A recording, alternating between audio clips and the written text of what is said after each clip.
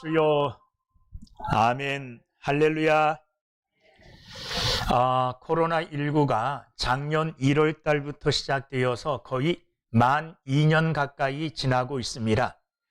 그런데 이 만 2년 동안 코로나19로 인해서 많은 사람들이 고통을 당하고 저도 불안한 삶을 살고 고통을 당하는 삶을 살았지만 제 마음 가운데 이 사라지지 않는 하나의 소망, 희망은 늘 있었습니다. 어떤 소망이냐 하면 반드시 코로나19에 대한 백신이 개발되고 코로나19의 치료자가 개발되어서 코로나19의 불안함 속에서 반드시 해방될 것이라는 것, 벗어날 것이라는 소망을 저는 작년 코로나가 시작될 때부터 지금까지 한 번도 그 소망을 마음속에서 지워버린 적이 없습니다. 여러분들도 그런 소망을 가지고 살죠. 사람이 아무리 어렵고 힘든 일을 당해도 그 어렵고 힘든 일 속에서 반드시 이 고통은 지나갈 것이라는 소망을 가지고 사람들은 살게 됩니다. 만약에 그 소망이 없다면 사람들은 낙담하게 되고 절망 가운데서 일어나지 못할 것입니다. 그러나 아무리 어렵고 힘든 가운데서도 우리가 일어나 다시금 활동할 수 있는 것은 반드시 그 어려움은 지나갈 것이라는 믿음이 있기 때문에 그렇습니다. 그 소망과 희망이 있기 때문에 그렇습니다.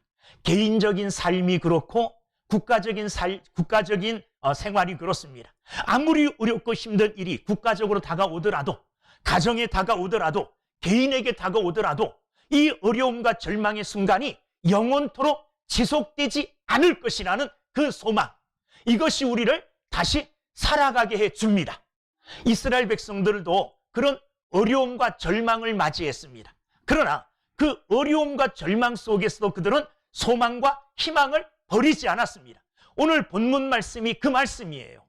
64장 1절, 원하건대 주는 하늘을 가르고 강림하시고 주 앞에서 산들이 진동하기를. 자, 이 무슨 말이냐 하면 지금 64장, 이사야 64장을 기록할 그때의 이스라엘 백성들의 상황, 그 삶의 모습이 어떠했느냐.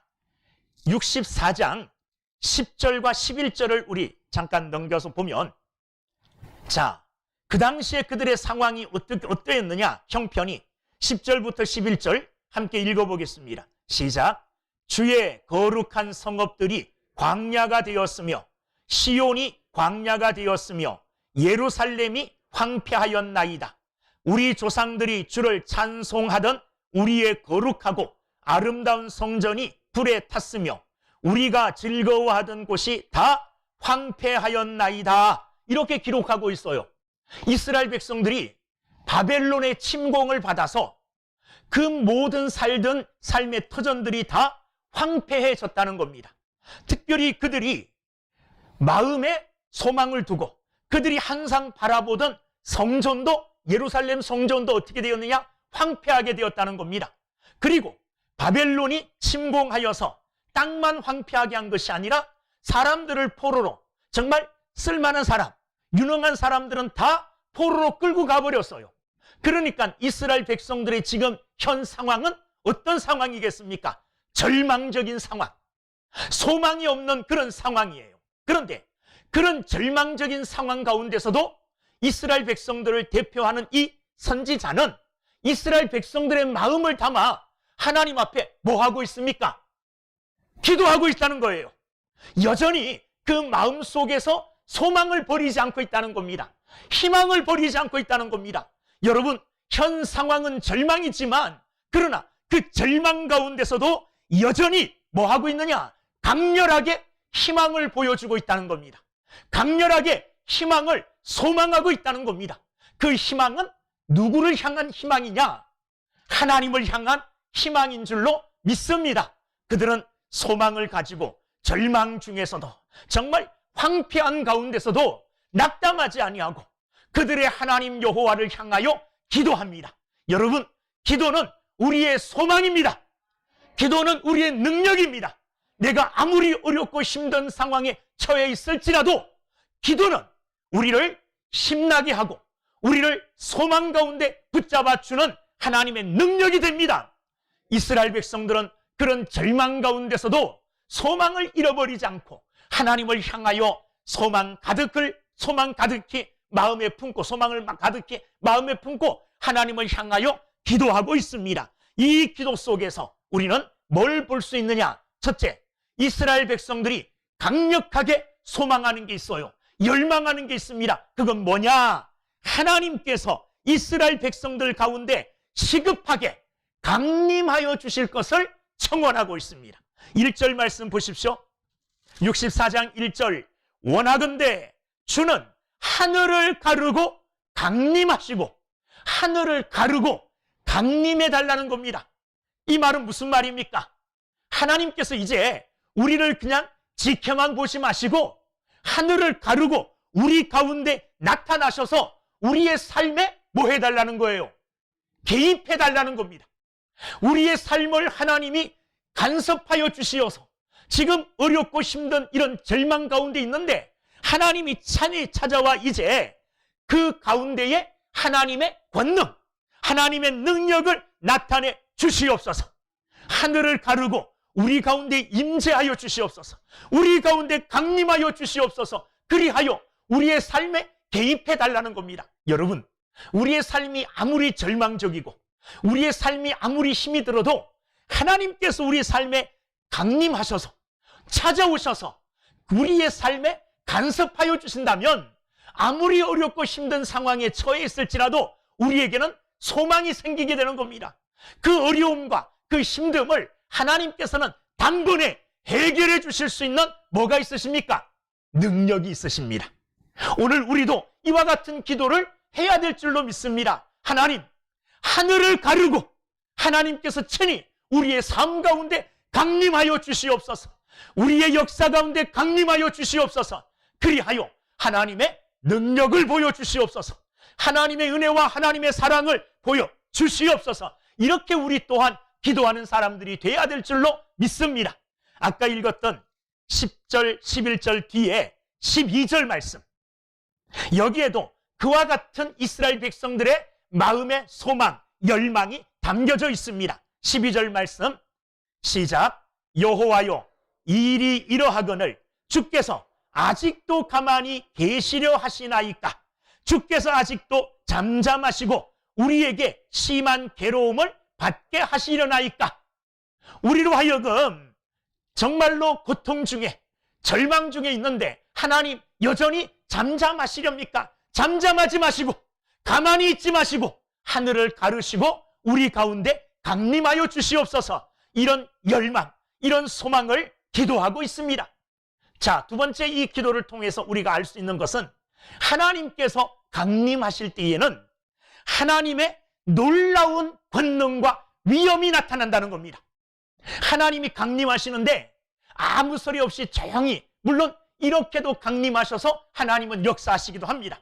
그러나 오늘 이 본문 말씀을 통해서 볼 때 하나님이 하늘을 가르고 강림하실 때에는 하나님의 놀라우신 천지가 진동하는 이와 같은 위엄이 나타난다는 겁니다. 마치 모세가 시내산에 하나님의 말씀, 율법을 받으러 갔을 때에 구름이 그 산을 덮고 우레소리가 나면서 하나님의 위엄이 나타난 것처럼 하나님께서 하늘을 가르고 강림하실 때에는 하나님의 이와 같은 권위와 위엄이 나타난다는 겁니다. 오늘 6절 말씀 보면, 아니 이 64장 1절 뒤에서부터 보면 주 앞에서 산들이 진동하기를, 하나님이 강림하실 때에 주 앞에서 산들이 진동한다는 겁니다. 불이 섭을 사르며 불이 물을 끓임 같게 하사, 하나님께서 강림하실 때에는 불이 섭을 사름과 같이, 그리고 불이 물을 끓임과 같이 하나님의 위엄과 하나님의 능력이 나타난다는 겁니다. 주의 원수들이 주의 이름을 알게 하시며 이방 나라들로 주 앞에서 떨게 하옵소서. 주께서 강림하사 우리가 생각하지 못한 두려운 일을 행하시던 그때에 산들이 주 앞에서 진동하여 싸우며, 그렇게 말씀하고 계셔요.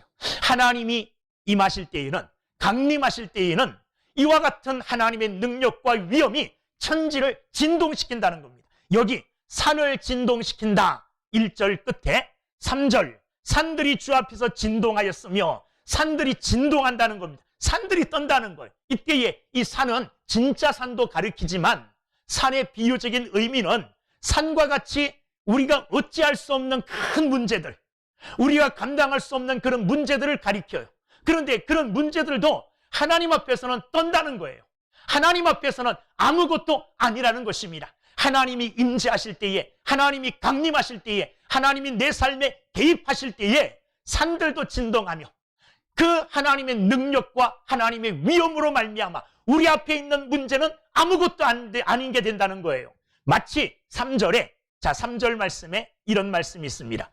우리가 생각하지 못한 두려운 일을 행하시는 그때에, 우리가 생각하지 못한 두려운 일을 행하시는 그때, 과거에 사람들이 상상할 수 없는, 생각하지도 못한 두려운 일을 하나님이 행하셨던 때가 있었다는 거예요. 이스라엘 백성들의 역사를 뒤로 돌아보면 이때가 언제냐? 가장 머리에 탁 떠오르는 것은 이스라엘 백성들이 애굽에서 종로로 탈 때에 모세를 통하여 하나님께서 애굽에 행한 그 기적, 그 10가지 재앙들, 이런 것들은 사람이 상상할 수 없었던 하나님의 권능이죠. 하나님의 능력이죠. 마치 그때에 하나님께서 강림하셔서 임하셔서 그와 같이 생각하지도 못한 두려운 일을 행하셨던 것처럼 지금도 강림하셔서 우리가 생각하지 못한 이런 큰 일들을 행하여 주시옵소서, 이런 간구입니다. 간구. 이 기도 속에는 하나님의 임재, 강림을 강하게 요구함과 동시에, 청원함과 동시에 하나님께서 강림하실 때에는 큰 역사들이 일어난다는 겁니다. 뿐만 아니라 이 기도를 잘 살펴보면 하나님의 그와 같은 권능도 그들이 알고 있지만 지금 자기들이 당하고 있는 이 어려움, 이 절망의 상태, 황폐되어진 이 상황이 무엇 때문에 있어졌느냐? 자신들의 잘못됨으로, 자신들의 죄 때문에 이런 절망과 이스라엘 땅들이 황폐되어졌음을 인정하는 고백도 들어 있습니다. 오늘 말씀 5절 뒤에부터 보면 5절 중간, 우리가 범죄함으로 주께서 진노하여 싸우며 이 현상이 이미 오래되어 싸우니 우리가 어찌 구원을 얻을 수 있으리이까? 무릇 우리는 다 부정한 자 같아서 우리의 의는 다 더러운 옷 같으며 우리는 다 잎사귀같이 시들므로 우리의 죄악이 바람같이 우리를 몰아가나이다. 주의 이름을 부르는 자가 없으며 스스로 분발하여 주를 붙잡는 자가 없사오니 이런 주께서 우리에게 얼굴을 숨기시며 우리의 죄악으로 말미암아 우리가 소멸되게 하셨음이니라. 자, 이 기도 속에는 지금 자신들을 돌아보며 이런 절망 가운데, 이런 이스라엘 백성들이 황폐하게 되어지고 땅이 황폐하게 되어지고 포로로 끌려가게 되어지는 이런 절망적인 상황이 무엇 때문에 우리에게 오게 되었는가? 그 원인을 깨닫고 그 원인을 고백하고 있습니다. 뭐 때문에 되었다는 겁니까? 하나님의 잘못 때문이 아니라 우리의 죄악 때문이라는 겁니다. 우리의 죄 때문에 우리가 이런 일들을 당하였다는 자기 각성, 자기 깨달음의 고백이 이 기도 속에 포함이 되어 있습니다. 거기 쭉 말씀들을 읽어보면 다 그런 말씀들입니다. 우리가 범죄함으로 무릇 우리는 다 부정한 자 같아서 우리의 죄악으로 말미암아 거듭거듭 자신의 죄를 고백하고 자신의 죄를 깨닫고 인정하는 그런 기도가 거기에 나타나 있습니다. 여러분, 하나님은 전능하실 뿐만 아니라 하나님은 변하지 않는 하나님이십니다. 그런데 그 하나님의 사랑이 왜 하나님의 진노로 바뀌고 그 진노로 말미암아 우리 삶에 어둠이 찾아오고 절망이 찾아옵니까? 그 원인은 다 누구에게 있다는 겁니까? 우리 자신들에게 있다는 겁니다. 오늘 우리는 이것을 깨달아야 돼요. 이스라엘을 중심으로 한 이스라엘 백성들의 기도 속에 나타난 이 기도 속에 나타난 자기 고백. 하나님 앞에 이와 같은 상황, 이와 같은 현상을 당한 것은 하나님이 잘못이 아니라, 하나님이 능력이 없어서가 아니라 바로 우리의 죄 때문입니다 하는 자기 고백이 들어있다는 겁니다. 오늘 우리의 기도 속에서도 우리 삶에 나타나는 모든 고통과 절망의 상황이 주어진다면 그 원인, 이유들을 나 자신을 돌아보며 우리 자신을 돌아보며 찾을 수 있는 지혜로운 믿음의 사람들이 다 되기를 주님의 이름으로 축원합니다. 또한 이 기도를 통하여 이스라엘 백성들은 스스로 하나님이 어떤 분인가에 대하여 답을 찾아갑니다. 하나님께 믿음으로 기도하면서 하나님은 이러한 하나님이시구나 하고 하나님에 대한 바른 지식을 알아가고 있어요. 하나님에 대하여 바르게 인식해가고 있다는 겁니다. 하나님에 대한 바른 인식이 뭡니까? 첫째는 1절부터 쭉 나타나는 내용의 말씀을 보면 하나님은 홀로 살아계신 하나님이시고 우주 만물과 역사의 주인이시며 공의의 심판자라는 것을 그들이 기도하면서 그 기도의 내용 속에서 하나님이 이러한 분이라는 것을 깨달아가요. 우리가 하나님이 어떤 분이라는 것을 아는 것은 굉장히 중요합니다. 하나님은 이런 분이라고 바르게 인식하고 하나님을 믿어야만이 바르게 믿을 수가 있어요. 여러분들이 하나님을 믿을 때 하나님은 이러한 하나님이십니다 하고 하나님에 대한 지식을 성경 말씀을 통하여 알고 그 지식을 바탕으로 한 하나님을 향한 믿음을 가질 때에 그 믿음은 온전한 믿음이 되고 흔들리지 아니하는 믿음이 있습니다. 그런데 막연하게 그냥 하나님에 대한 정확한 바른 지식도 없이 하나님을 무조건 믿어라, 이거는 그냥 미신 믿는 거와 별 다를 바가 없어요. 우리가 예전에 미신, 귀신들 뭐 이런 거 믿을 때 어떡합니까? 그게 어떤 존재인지 중요하지도 않아요. 그냥 비나이다 하면서 그냥 내게 복만 받으면 돼요. 내가. 그러니 내가 비는 이 존재, 때로는 나무 밑에서 빌기도 하고 때로는 물 떠놓고 빌기도 하는데 그 내가 비는 대상자가 누구인지 예전에 이 미신상 아주 낮은 수준의 종교 생활했던 이런 사람들은 상관이 없어요. 알 필요도 없어요. 무조건 내게 뭐만 되면 돼요. 복이 오기만 하면 되는 거예요. 그런데 기독교는 그게 아닙니다. 우리가 이 땅에서 복을 받는 것, 이게 최종 목표가 아니잖아요.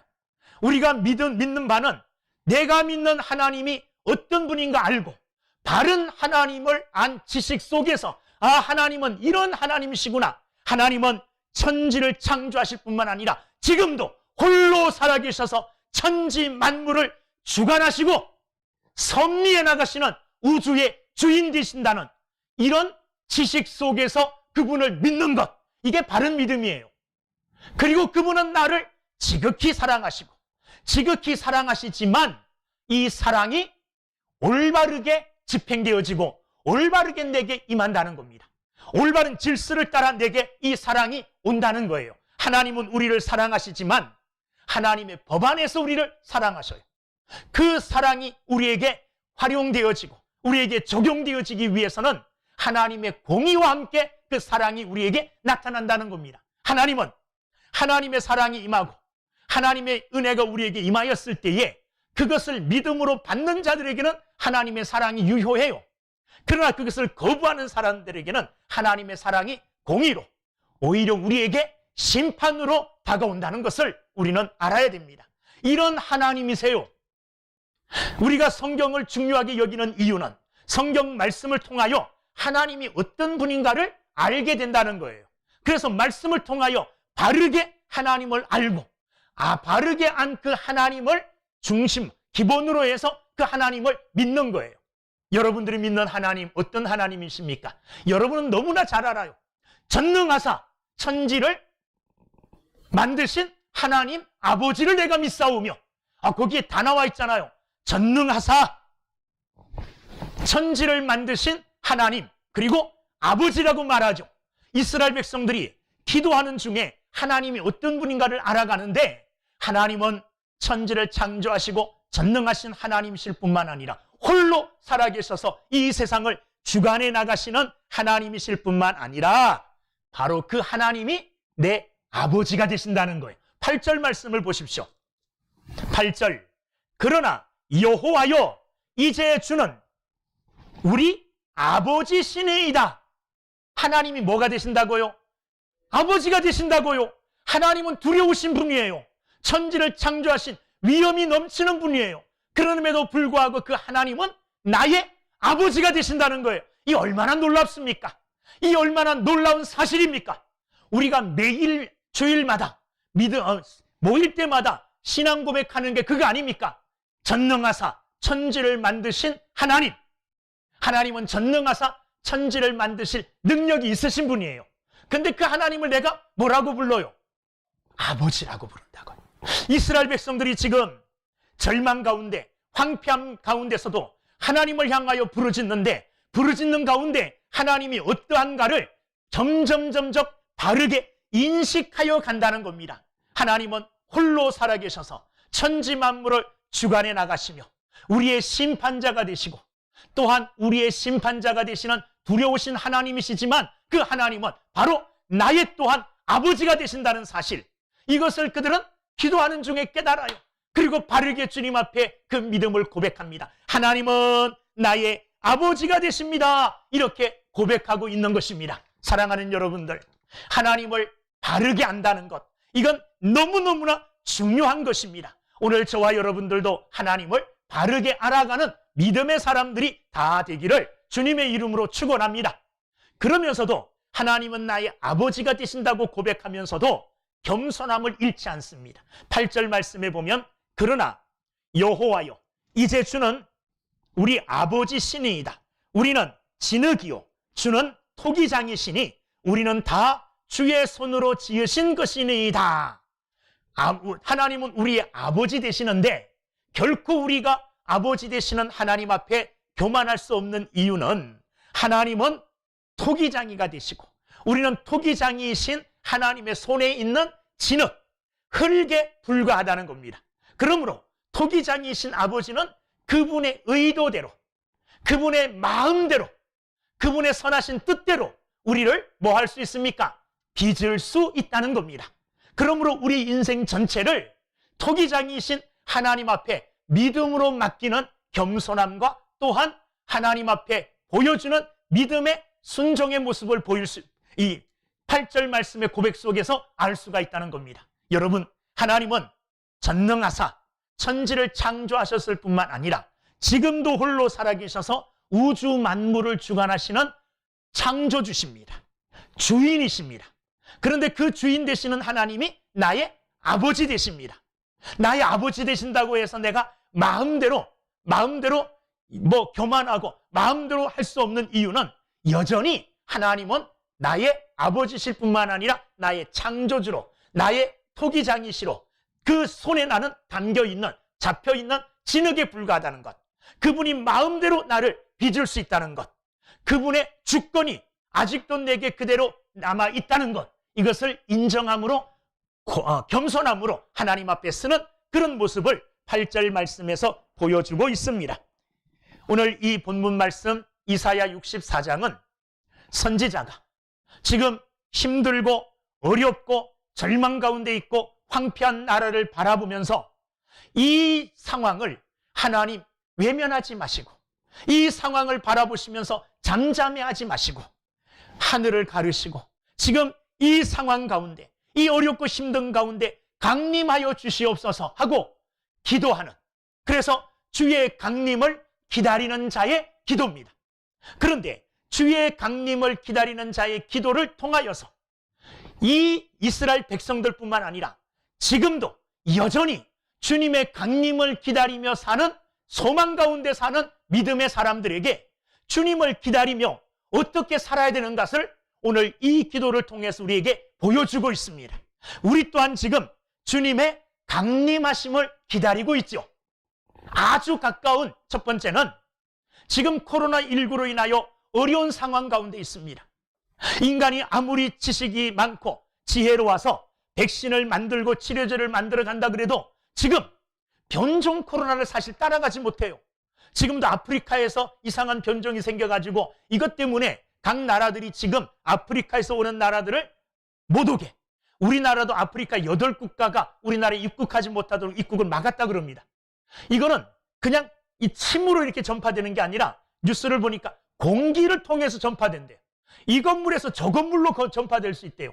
만약에 이게 전파력이 강해서 온 나라에 만약에 이게 또 전파되고 온 나라에 유행한다면 이 안 걸릴 사람이 별로 없을 것 같아요. 공기 중에 막 전파된다는데요. 이게 빨리 가잖아요. 아무리 인간이 백신과 치료제를 만들어내더라도 하나님이 강림하셔서 개입하셔야만이 이것이 끝나게 될 줄로 믿습니다. 하나님이 인간의 지혜를 사용하시고 인간의 과학을 사용하실 뿐만 아니라 하나님이 친히 개입하셔서 하나님의 은혜와 능력으로 이 코로나19를 완전히 멸종시켜 주실 때에 다시 우리에게 평안이 찾아오게 될 줄로 믿습니다. 우리 또한 하나님의 강림을 기다리고 있어요. 하나님, 하늘을 열고 강림하셔서 오늘 이 땅에 개입하여 주시옵소서. 그리하여 코로나19를 하나님이 막아주시고 코로나19의 백신 치료제가 빨리빨리 나와서 코로나19의 변종보다 더 빨리 나와서 완전하게 코로나19를 덮어버릴 수 있게 해달라고 하나님 강림하사 이 일을 해 주시옵소서. 우리가 기도해야 될 줄로 믿습니다. 또한 더 나아가 궁극적으로 우리는 하나님의 강림, 어떤 강림을 기다리고 있습니까? 예수님의 재림을 기다리고 있습니다. 예수님의 재림을. 언젠가 이 영원한 하나님 나라에 들어가 우리가 영화로운 복을 누리며 영화롭게 살기 위하여 하나님께서 마지막 때에 예수님을 다시 보내주심으로 예수님 재림하게 하심으로 이 땅을 심판한다 그랬어요. 여러분, 다시 오실 이 예수님은, 다시 오실 이 예수님의 강림을 우리가 뭐 하고 있습니까? 기다리고 있어요. 그런 기다림의 삶을 사는 자들, 어떤 자세로 기다림의 삶을 살아야 되느냐? 첫째는 이 말씀처럼 하나님을 바르게 알며 기다려야 돼요. 하나님이 어떤 분인가? 하나님은 그냥 우리가 아무리 죄를 지어도 그냥 죄에 대하여 잠잠하고 계시고 침묵하고 계시고 우리가 어떤 일을 해도 하나님은 우리를 간섭하지 않고 그냥 저 멀리서 우리를 방관만 하고 계시는 이런 하나님이 아니고 하나님은 지금도 살아계셔서 우리 가운데 친히 오셔서 우리의 삶을 간섭하시고 우리 가운데 역사하시는 하나님이라는 이런 바른 지식을 가지고 있어야 됩니다. 하나님은 세상을 심판하시는 하나님이에요.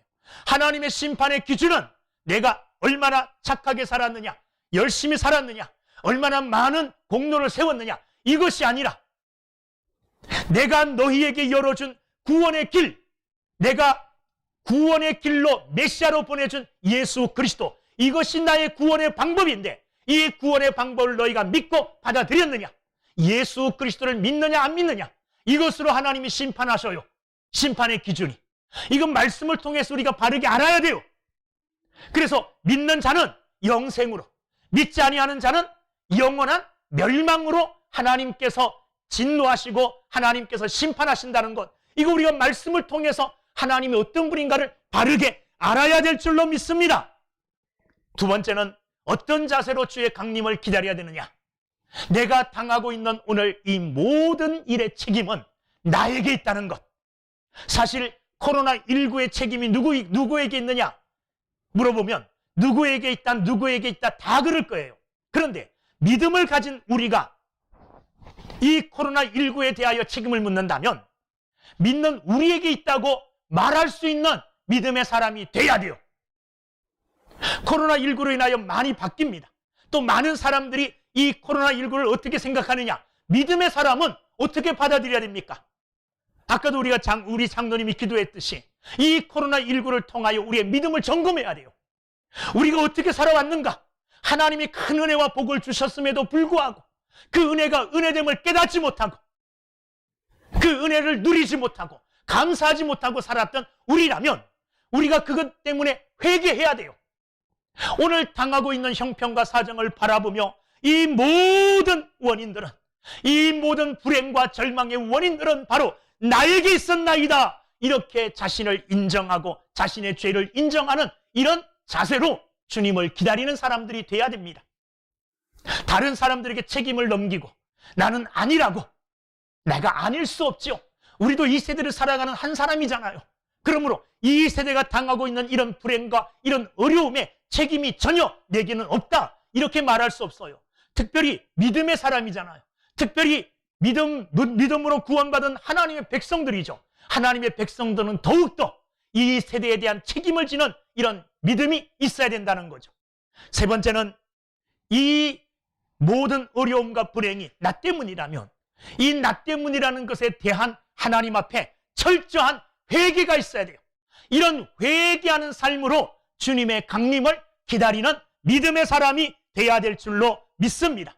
우리는 하나님의 백성입니다. 그런데도 하나님의 백성됨이라는 것을 잊어버리고 살았다면, 여러분, 월요일부터 토요일까지, 아니 주일까지 늘 나는 하나님의 백성이다, 나는 하나님의 자녀다, 어디에 가든지 이 사실은 변하지 않는다, 내 집에서도 직장에서도 길을 가면서도 어디에서든지 나는 하나님의 은혜로 구원받은 하나님의 백성입니다, 이것을 만약에 망각하고 살았다면 그 죄를 우리는 회개해야 됩니다. 하나님 외에 다른 것에 마음을 빼앗기고 살았다면, 하나님보다 더 마음을 두고 산 것이 있다면 그 우상과 같은 거죠. 그 죄 또한 우리는 회개해야 될 줄로 믿습니다. 하나님은 전능하신 하나님이십니다. 우리를 사랑하시는 나의 아버지 되십니다. 그럼에도 불구하고 그 하나님의 능력을 의심하거나 그 하나님의 능력을 의지하고 살지 못했다면 그 죄에 대하여 또한 우리는 회개해야 될 줄로 믿습니다. 우리의 삶의 한 부분 한 부분, 일상적인 작은 삶, 또 하나의 삶, 또 하나의 삶, 모든 삶들을 돌아보면서 만약에 그 삶이 하나님의 뜻과 부합되는 삶이 아니었다면 하나님의 말씀에 순종하지 못하고 살았던 이런 우리의 잘못도 우리는 회개해야 됩니다. 하나님은 우리에게 너무너무나 큰 은혜를 주셨습니다. 독생자 아들을 주시기까지 우리를 사랑하셨고, 우리가 죄를 짓고 또 죄를 지었음에도 불구하고 용서해 주시고 또 용서해 주시고, 그리고 우리를 붙잡아 주셨어요. 그럼에도 불구하고 이 하나님의 사랑과 은혜에 감사하지 못하고 잊고 살았다면 그 잘못도 우리는 회개해야 될 줄로 믿습니다. 이제 예수님 오실 성탄절이 한 4주, 한 달 정도 남았습니다. 우리는 예수님의 강림을 기다립니다. 초림은 예수님 첫 번째 오셨어요. 그래서 우리의 구원 사역을 완성하시고 다시 하나님 나라로 가셨습니다. 하나님 나라로 가실 때 예수님 분명히 말씀하셨어요. 너희들이 올라가는 날을 본 그대로 다시 내가 오리라. 그 말씀처럼 언젠가 예수님은 오실 줄로 믿습니다. 예수님 다시 오신다면 그 오실 예수님을 오늘 우리는 기다리며 살아야 돼요.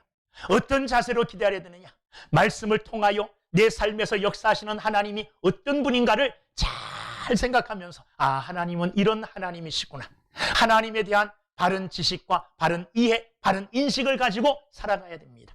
그리고 우리의 삶을 돌아보며 우리 삶에 있는 온갖 죄악들을 하나님 앞에 회개하며 깨끗하고 청결한 삶으로 예수님 오실 그날을 준비하고 그날을 기다리는 믿음의 사람들 다 되시기를 주의 이름으로 축원합니다. 기도하겠습니다.